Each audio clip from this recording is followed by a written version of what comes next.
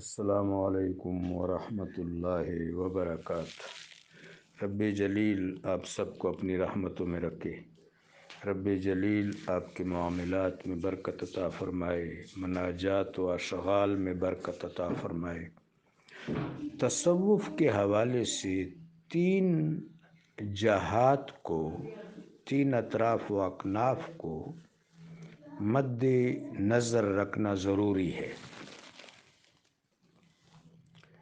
سب سے پہلی بات تو یہ ہے کہ یہ جو انسانی وجود ہے یہ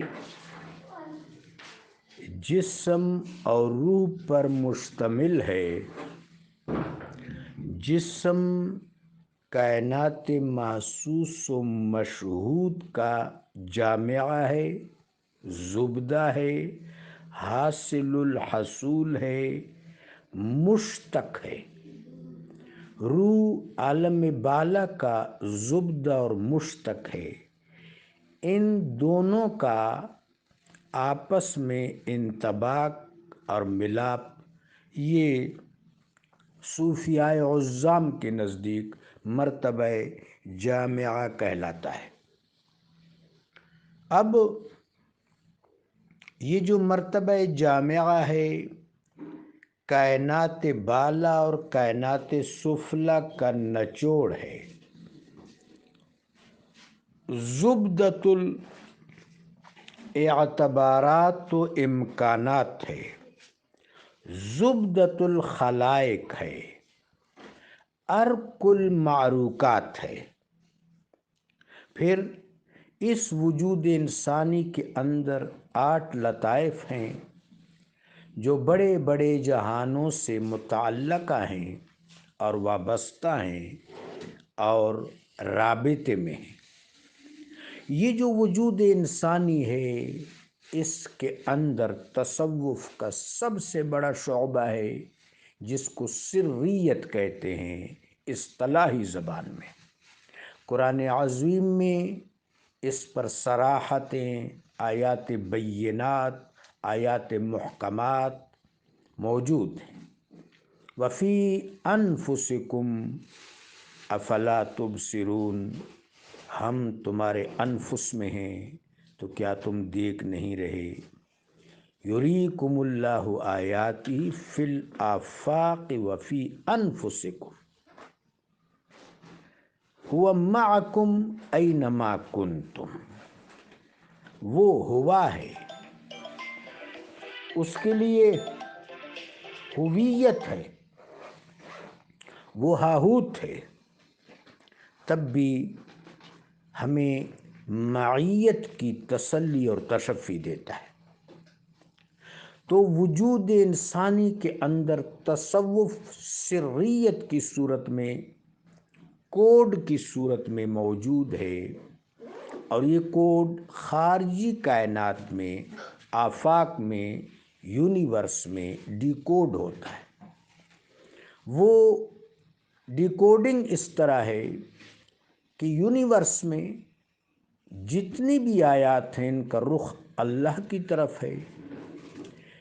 لہٰذا جب انسان کی طبعیت حاضر ہو، وجود انسانی کے اندر نظارہ حق کو پالے، نقش حق اول بجاں انداختن، باز اورا در جہاں انداختن، از جاں تا در جہاں گردد تمام، می شود دیدار حق دیدار عام۔ تو جب یونیورس میں مشاہدہ کرتی ہے یہ نگاہ قلب تو ہر چیز کا رخ جلوہ جانانہ کی طرف محسوس ہوتا ہے۔ حقیقت الحقیقت، حسن ازل، محبوب حقیقی کی طرف تمام چیزوں کا رخ ہوتا ہے۔ ایک اور چیز وہ 8 الطاف ہیں جو عالم بالا کے بڑے بڑے شعبوں سے حتیٰ کہ ہاہوت اور لاہوت سے بھی جڑے ہوئے ہیں، اور اس کے علاوہ کن کے ساتھ، امر کے ساتھ، جبروت و ملکوت و میثاق و مثال کے ساتھ جڑے ہوئے ہیں۔ یہ سارا نظام ہے۔ اب اس نظام پر اتمام حجت، اس پر دلیل، اس پر برہان انبیاء علیہم الصلاۃ والسلام کی بعثت ہے، ان کی تعلیم ہے، ان کا فرمودہ ہے، ان کا ارشاد ہے، ان پر جو رب جلیل نے تنزیل فرمائی، وحی فرمائی، وہ برہان ہے، وہ دلیل ہے، وہ اتمام حجت ہے۔ دراصل جس طرح زمین کے اندر رویدگی کی اور چیزوں کو نشو و نما دینے کی، نباتات کو نشو و نما دینے کی طاقت اور صلاحیت موجود ہے، لیکن جب اس پر بارش برستی ہے، وَتَرَى الْأَرْضَ هَامِدَةً فَإِذَا أَنزَلْنَا عَلَيْهَا الْمَاءَ اهْتَزَّتْ وَرَبَتْ وَأَنبَتَتْ مِنْ كُلِّ زَوْجٍ بَهِيجٍ وَانظُرْ إِلَىٰ آثَارِ رَحْمَتِ اللَّهِ كَيْفَ تُحْيِي الْأَرْضَ بَعْدَ مَوْتِهَا۔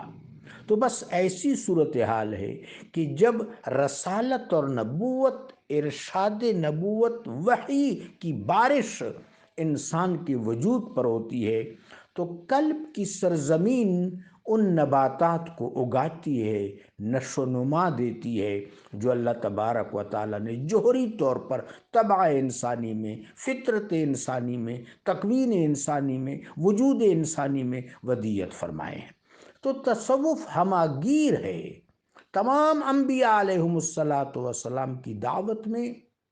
تمام انبیاء کے سردار میرے آقا و مولا علیہ السلام ہیں۔ تمام تنزیلات کا مجمع البحرین، مجمع البحور قرآن عظیم ہے، اور تمام انبیاء کی شریعت و مظاہر بھی ہے، باطن بھی ہے، اول بھی ہے، آخر بھی ہے، طریقت بھی ہے، سلوک بھی ہے، شریعت بھی ہے، سب کچھ ہے، لیکن یہ تمام چیزیں میرے آقا و مولا علیہ السلام پر جامعیت، اکملیت اور تمامیت اور خاتمیت پر پہنچ چکی ہے۔ لہٰذا جب تصوف کا ذکر ہوتا ہے تو عام طور پر صوفیہ قرآن عظیم میں آیات تزکیہ میں اس کو ڈھونڈتے ہیں، حدیث میں احسان کے فلسفہ میں اس کو ڈھونڈتے ہیں، اور اس کے بعد جب صحابہ اکرام کا دور گزر گیا تو تصوف کا یہ شعبہ علم حدیث اور علم فقہ کی طرح الگ سے مترتب ہو گیا، متصود ہو گیا، متدون ہو گیا۔ پھر اس کے بعد اس کی اصطلاحات اور جس طرح باقی علوم کا سلسلہ ہوا، لیکن ایک فرق تصوف اور باقی علوم میں ہے کہ تصوف جو ہے علم قال سے زیادہ علم حال ہے، علم حال۔ لہٰذا صرف لکھت تک، صرف دلائل تک، صرف مجادلہ تک، صرف اثباتیت تک محدود نہیں ہے، بلکہ شخصیت اور سیرت میں اس کا ظہور ہے۔ اس ظہور عالیہ کا نام تصوف ہے۔ رب جلیل ہمیں عطا فرمائے، آمین۔